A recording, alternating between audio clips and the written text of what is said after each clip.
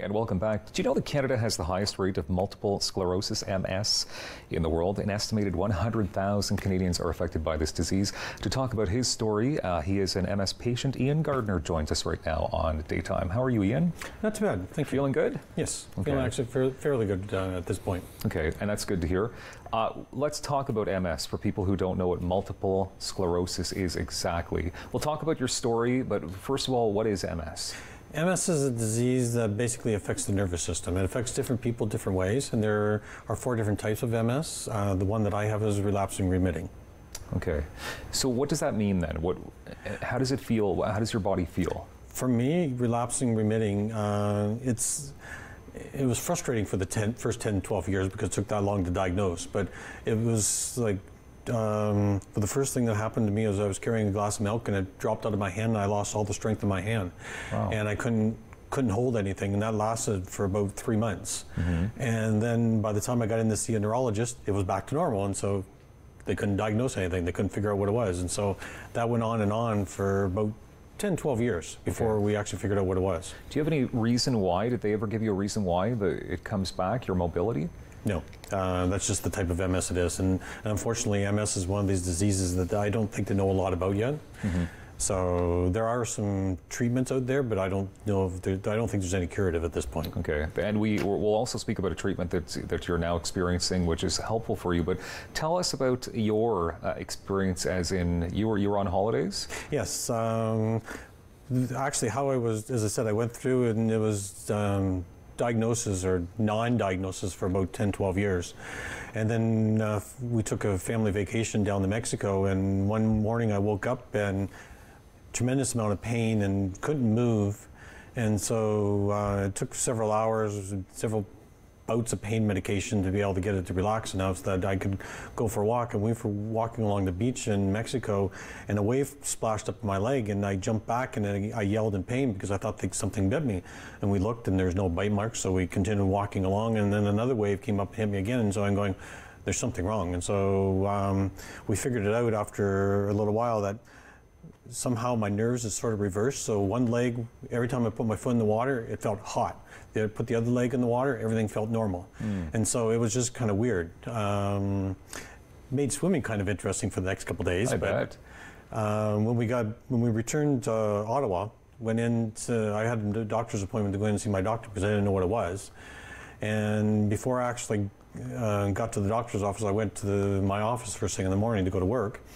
And then I was standing there at work talking to one of the other managers that worked there, and she happens to know first aid and worked at one of the ski hills, and she could see that I was going down and getting worse, and so she rushed me into the Civic Hospital, and after 2 or 3 hours of MRIs, they figured out, by the way, you have MS.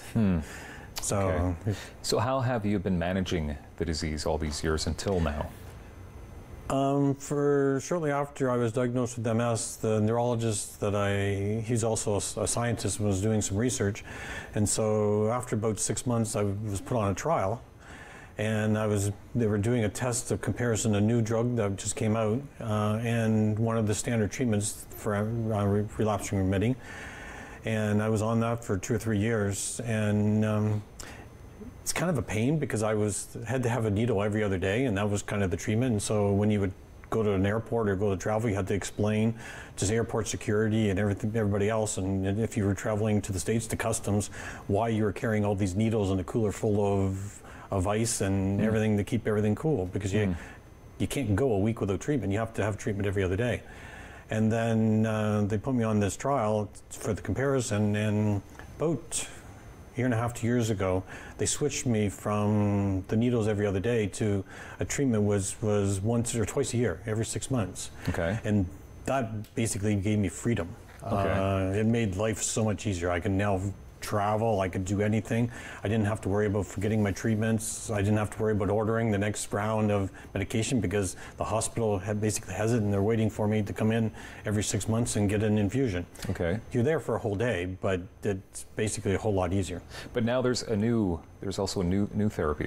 Yes, and so the treatment that I was on as an experiment, it was finally registered 3 weeks ago. It's called Ocrevus. Okay. And that is now available to basically I would think, most MS patients who want to try it. Okay. And to me, it just allows freedom. It allows you to do what you want to do. It gave me back my life. Really? Yes. So you're that much of a supporter of this? I'm a supporter of this in the fact that I have the mobility, I have the freedom to travel. I haven't had any episodes since I've been on it, so I'm guessing it works. I can't prove it. I'm not a scientist. I'm not the doctor, but for me, it works. It seems to be great. So yes, I'm a supporter of it. Okay. So, but if you were to talk to other MS patients, you would recommend this? I would recommend them talking to their doctors and checking into it. It may not necessarily be for everybody. And so it's just like any medication, and everybody's MS is different, and so some medications will work on some people and not on others. So, okay. And for those watching who may know family members or are suffering themselves, what is the name of the treatment? Ocrevus. Ocrevus. Yeah, the active ingredient, or what I was called, was ocrelizumab. Okay. But the product name is called Ocrevus now. Okay. What do you see happening in the near future as far as MS is concerned?